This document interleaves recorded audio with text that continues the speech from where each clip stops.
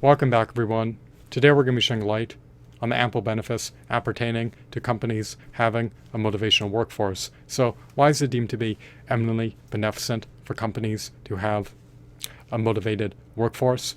Without further ado, without further delay, allow me to demystify that answer to that inquiry right here, right now. There are a copious amount of disparate benefits that companies can avail themselves of by having a motivational workforce. So, what are some of the benefits that companies can reap by having a motivational workforce? Well, having a motivational workforce is conducive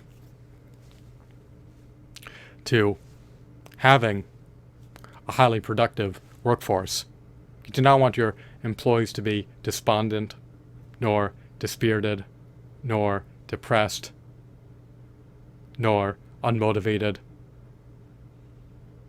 nor lackadaisical. You want your employees to be imbued with energy. You want your employees to be reinvigorated. You want your employees to be galvanized to work hard. You want your employees to be diligent, sedulous, and tenacious. So, when people are innately motivated to aid their companies in reaching their daily objectives and overarching goals, then it is conducive to eliciting higher employee productivity levels. And this is indeed eminently beneficent for companies, since productive workers typically can accomplish far more during their tenure at their companies than unproductive or semi-productive workers. So just bear that in mind. Allow that to marinate into the chasms of your mind. Allow that to seep into the bowels of your mind. Upload that into your neurons. Solidify that information. You want to be able to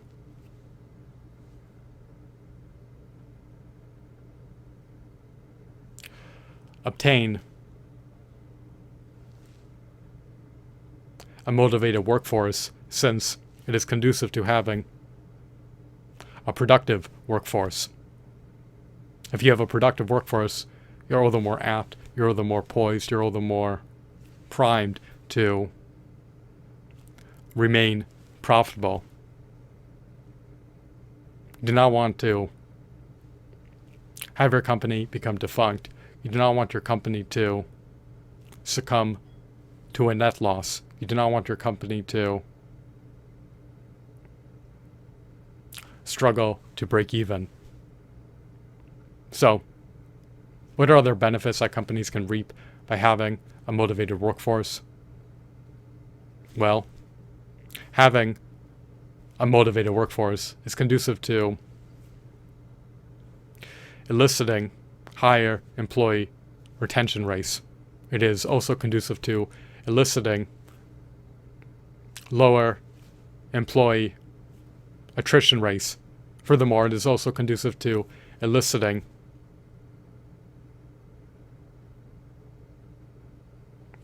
higher employee satisfaction rates. It is also conducive to eliciting reduced employee training costs.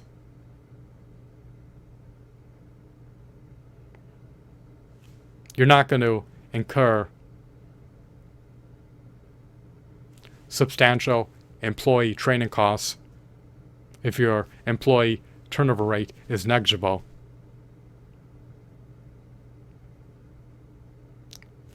Furthermore, when employees are content with their jobs, when they are motivated to work hard and be tenacious, it is empowering to themselves and others. Of coworkers, witness them working hard and diligently they may follow suit of their efforts. They may be inspired to also exude greater effort when fulfilling their responsibilities. You want to be able to carry out your responsibilities in earnest when you are working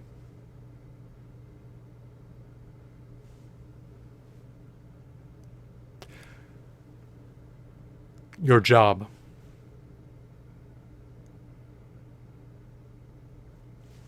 On behalf of your real private sector employer. If you work a real private sector job based on voluntary demand, you are furnishing value to your target market. You may be offering services or selling products that are able to enrich, aggrandize, augment, enhance, and significantly improve other people's lives. If you work a real private sector job based on voluntary demand, you are a benefactor to the world. You're providing your target market either with meritorious services or worthwhile products. If you neglected to do so, then your company would become defunct.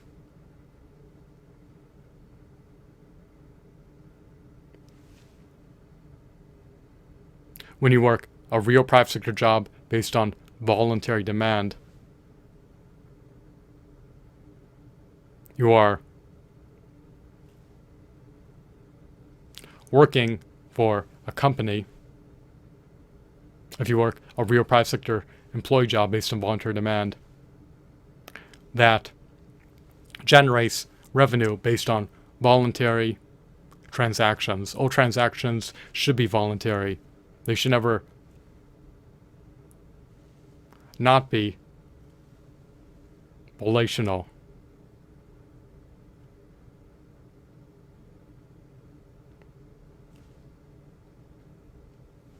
Voluntary transactions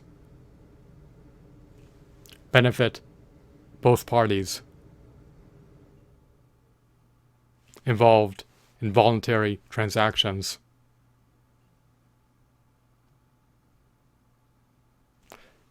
You want both parties to mutually benefit from a transaction. Involuntary transactions benefit one party and adversely impact the other party. So,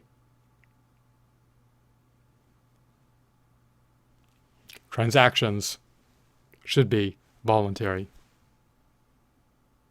so that both parties can benefit from the transaction.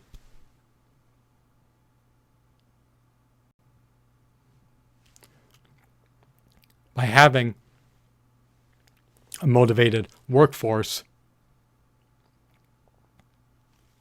you are all the more resilient.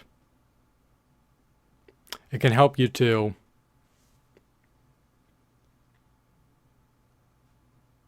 partially future-proof your business. You want to be able to future-proof your business model.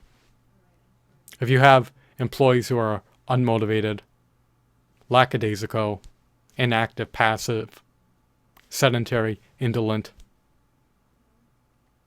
and lethargic, then you're going to be more apt to become defunct than you otherwise would be if you had highly motivated employees.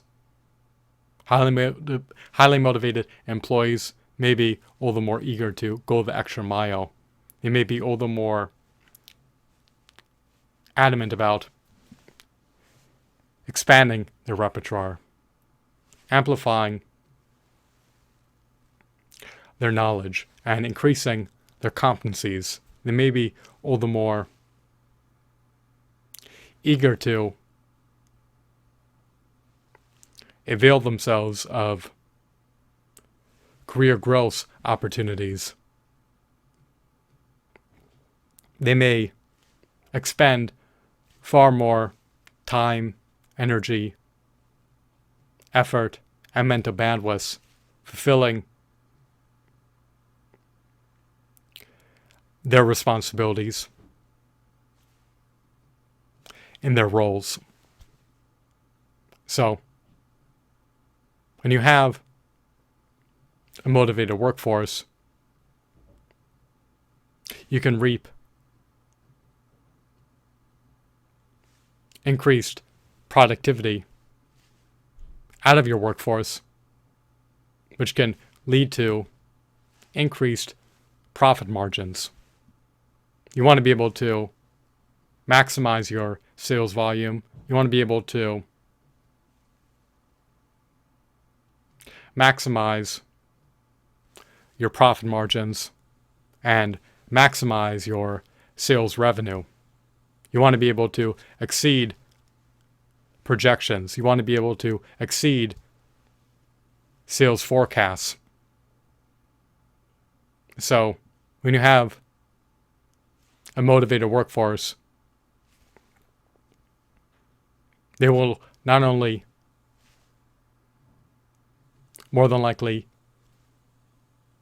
be more productive than unmotivated workers, but their tenure at the company will also be prolonged and will also be more than likely significantly longer than the tenure of unmotivated workers. When employees do not resign from their positions, companies yield decreased employee training costs in tandem with decreased employee attrition rates, as well as increased employee retention rates.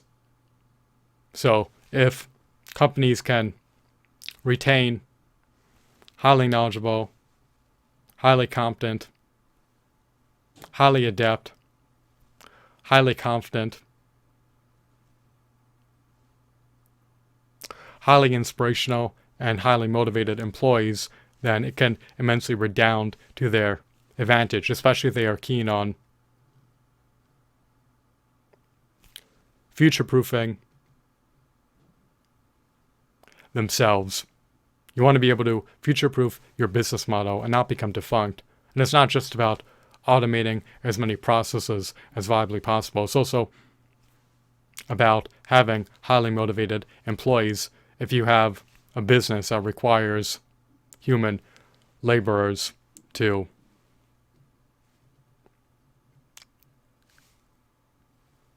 allow the enterprise to sustain itself, companies can function,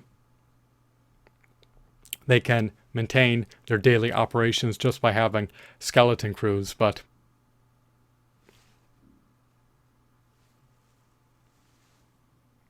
they still, nonetheless, need to have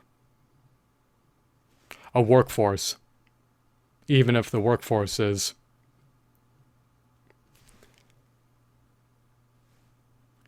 scant and has a paucity of laborers.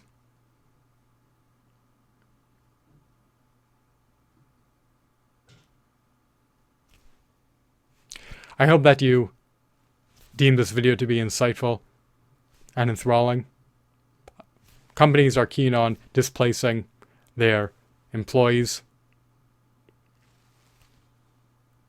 with robots, artificial intelligence, algorithms, and automated processes. However,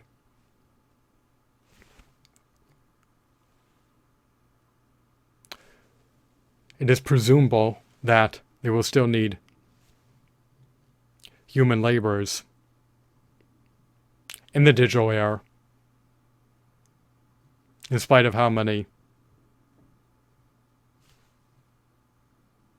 robots they integrate into the workforce.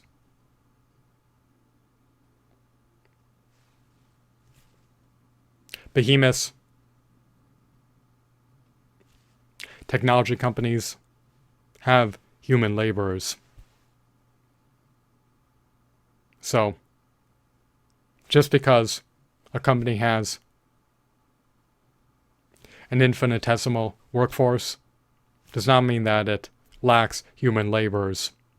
Companies have executives, upper-level managers, middle-level managers, lower-level managers, and even frontline employees who are on the vanguard. However, even if you